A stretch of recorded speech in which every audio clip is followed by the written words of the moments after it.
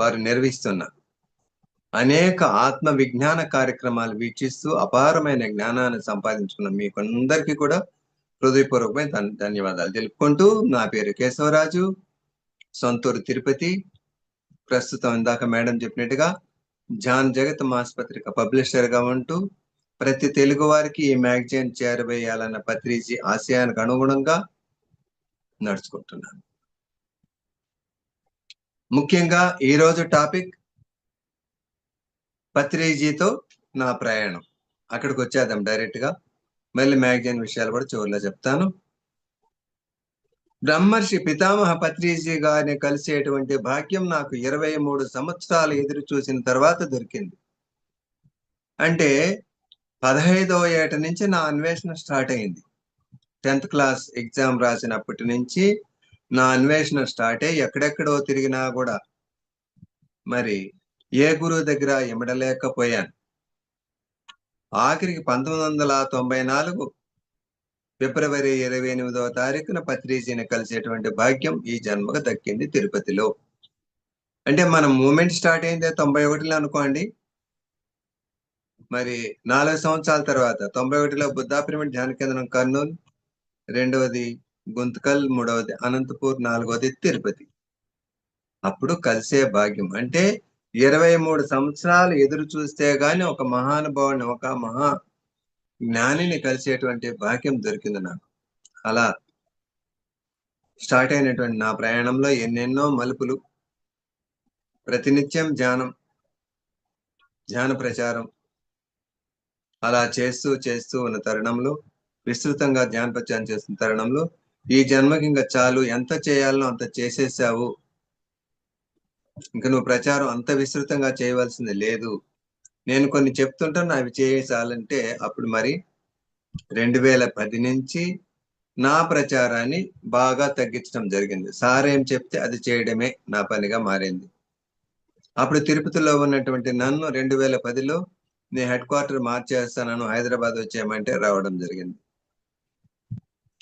వచ్చిన తర్వాత 2001లో మనకుంటూ ఒక మ్యాగజైన్ ఉండాలని ధ్యానాంధ్రప్రదేశ్ అనేటువంటి పేరుతో నడుపుతున్నారనమాట. 2001 నుంచి రామాదేవి మేడం కూకట్పల్లిలో ఉంటారు, ఆ మేడం నడుపుతున్నారు. 1991లో మన మూమెంట్ స్టార్ట్ అయితే కరెక్ట్ గా 10 సంవత్సరాల తర్వాత స్వాధ్యాయానికి పెద్దపీట వేయడానికి ధ్యానం చేస్తే మాత్రం సరిపోదు, పుస్తకాలు చదవాలి. మరి వందల వేల పుస్తకాలు ఎలా డబ్బులు పెట్టి కొంటారని పత్రిజీ అయితే చదువుతారు, వేల పుస్తకాలు చదివారు ఆయన. అందుకని ఆ పుస్తకాల యొక్క సారాంశాన్ని, దానిలో ఉన్నటువంటి ఎసెన్స్ అంతా తీసి ఒక మిక్సీలు వేసి మిక్స్ చేసి ఏదైతే మనకి ఇస్తారో అద్భుతంగా అలాగా జ్యూస్ లాగా మనకు అందిస్తున్నారు. 2001 నుంచి ధ్యానాంధ్రప్రదేశ్ రూపంలో పత్రిజీ ఆధ్వర్యంలో వ్యవస్థాపకులుగా. రాష్ట్రం 2గా విడిపోయిన తర్వాత 2015లో పత్రిజీ ఆ ధ్యానాంధ్రప్రదేశ్ నే ధ్యాన జగత్ గా పేరు మార్చడం జరిగింది. ఈ సంవత్సరానికి 25వ సంవత్సరం మన తెలుగు మాసపత్రిక ప్రారంభించి, పత్రిజీ చేతుల మీదుగా ప్రారంభించి 25వ సంవత్సరం ఎలాంటి కమర్షియల్ యాడ్ లేకుండా, ఏ నెలలో కూడా మరి మిస్ కాకుండా, సమయానికి పోస్టల్ డేట్ ఇచ్చినటువంటి సమయానికి సకాలంలో అద్భుతంగా అందిస్తున్నటువంటి తెలుగు మాసపత్రిక పత్రిజీ మానస పత్రిక. మీరు ఎంతమంది చదువుతున్నారో తెలియదు కానీ, ఎంతమందికి తెలుసో తెలియదో కానీ, తెలిసినటువంటి ప్రతి ఒక్కరూ కూడా ధ్యాన మాసపత్రిక చందాదారులుగా కావాలని కోరుకుంటున్నాం. ఎందుకు అంటే పత్రిజీ చదివిన పుస్తకాలు మనం చదవలేము, మీరు చదవలేరు. ప్రతి నిత్యం ఏదో ఒక బుక్ను చదివే వాళ్ళు పత్రిజీ గారు. ఆయన ఫ్రూట్ బ్యాగ్ లో ఎప్పుడు ఏదో ఒక లేటెస్ట్ బుక్ ఉండేది. అది చదువుతూ అండర్లైన్ చేస్తూ ముఖ్యమైన అంశాలంతా కూడా మనకిచ్చి ధ్యాన జగత్లో స్టోర్ చేయబడి ఉంది. అలా 25 సంవత్సరాలుగా నడుస్తున్నది. అద్భుతంగా 84 పేజీలతో మెల్టీ కలర్తో మీ ముందుకు వస్తుంది. ఇదే ఈ నెల మాసపత్రిక ధ్యాన జగత్. పాకలపాటి గురువు గారు కవర్ పేజీతో ఈ నెలలో ఆల్రెడీ వచ్చేసింది ఈ రోజే. 1వ తారీఖు పోస్ట్ అవుతుంది. తర్వాత పత్రిజీత ప్రయాణంలో భాగంగానే ఇది కూడా చెప్పాలి మీకు, ధ్యానం అందరికీ అవసరమని. ప్రచారంలో భాగంగా నేను చెన్నైలో 2003లో పౌర్ణమి ధ్యానం చేసి తిరిగి వస్తుండగా ట్రైన్లో కూర్చుని వెంటనే ట్రైన్ అప్పుడు బయలుదేరలేదు, కళ్ళు మూసుకున్నాం. మనకు సమయం దొరికితే కళ్ళు మూసుకుంటాం కదండి. కళ్ళు మూసుకున్న వెంటనే మెసేజ్ వినపడింది. పెన్ను నా దగ్గర ఎప్పుడు ఒక చిన్న బ్యాగ్, దాంట్లో పెన్ను, ట్రిప్లింగ్ ప్యాడ్ ఉంటుంది. పెన్ తీసుకొని రాయి, ధ్యానం అందరికీ అవసరం అని చెప్పారు. మనిషి కనపడరు, వాయిస్ మాత్రం చెవులో వినపడుతుంది. టెలిపతి లేదంటే డిక్టేషన్ ఏదన్నా అనుకోండి మీరు,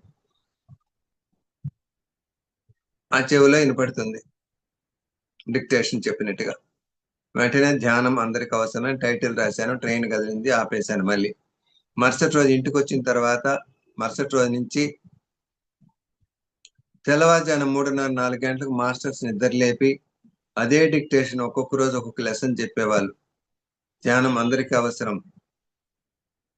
విద్యార్థులకు ధ్యానం, గృహిణులకు ధ్యానం, వ్యాపారవేత్తలకు ధ్యానం, ఉద్యోగస్తులకు ధ్యానం, రైతులకు ధ్యానం, ఇలా ఇలా ఒక్కొక్క రోజు ఒక్కొక్క టాపిక్ ఇచ్చి ఈ బుక్ను తయారు చేపించారు. 56 పేజీల బుక్ ఇది. ఇప్పుడు కూడా ప్రతి నెల 5,000 పుస్తకాలు తీసుకొని పంచుతున్నారు మాస్టర్స్. ధ్యానం అందరికీ అవసరం. ఈ ఫోటో వచ్చి 2009లో పత్రిజీ నేను ఉన్నాం కదా. ఇది 2009లో వ్యాలీ ఆఫ్ ఫ్లవర్స్ లో తీసిన ఫోటో, హిమాలయస్ లో. ఓకే, ఇంకొక బుక్ గురించి కూడా చెప్పేస్తాను. ఇది ఓం నమ శివాయ, ఓం కేశవాయ నమ, ఓం నమ శివాయ, ఓం కేశవాయ నమ. 1994 నుంచి పత్రిజీతో పాటు ప్రతిరోజు మెడిటేషన్ లో నాకు వచ్చినటువంటి అనుభవాలను పత్రిజీ పుస్తక రూపంలో తీయమన్నారు. 2019లో చెప్పారు. మరి అన్ని సంవత్సరాలు ఎలా గుర్తుంటుంది? అయినా గుర్తుంటుంది, పత్రిజీ చెప్పారు కాబట్టి.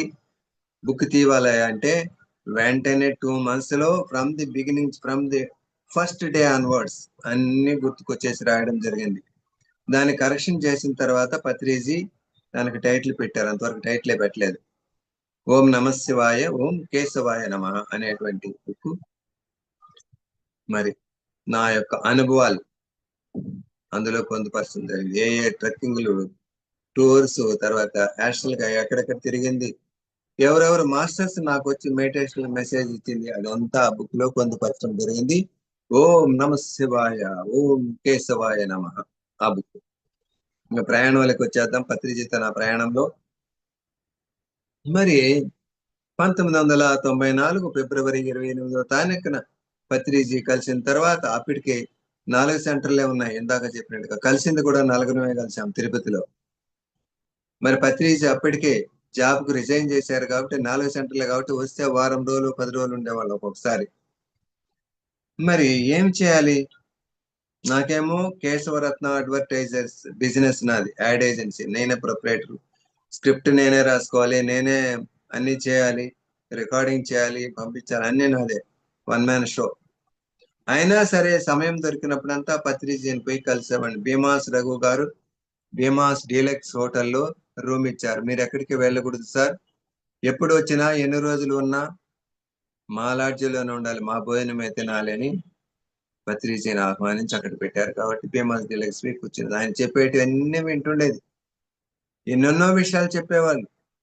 రాబోయే కాలంలో మన మూమెంట్ అంటే పిరమిడ్ స్పిరిచువల్ సొసైటీస్ మూమెంట్ ఎలా ఉంటుంది, మాస్టర్స్ ఎలాంటి వాళ్ళు వస్తారు, ఎలాంటి కార్యక్రమాలు జరుగుతాయి. అప్పటికి ఒకే ఒక పిరమిడ్ ఉంది. అయినా పత్రిజీ చెప్పేవాళ్ళు ఇంటింటి పైన రూఫ్ టాప్ పిరమిడ్ వస్తుంది, ఎన్నెన్నో మెగా పిరమిడ్స్ వస్తాయి. అదేవిధంగా ఎంతో మంది స్థలం ఇస్తారు మనకు ఉచితంగా పిరమిడ్స్ కట్టుకోమని. గవర్నమెంట్ స్థలాలు ఇస్తారు, పార్కుల్లో స్థలాలు ఇస్తారు, మున్సిపాలిటీ వాళ్ళు స్థలాలు ఇస్తారు మన పిరమిడ్స్ నిర్మించుకోవటం. రాను రాను పిరమిడ్స్ యొక్క ప్రాధాన్యత పెరుగుతుంది. కాబట్టి రాబోయే కాలంలో పిరమిడ్ మయం అవుతుంది, పిరమిడ్ యుగం అవుతుంది అని చెప్పేవారు.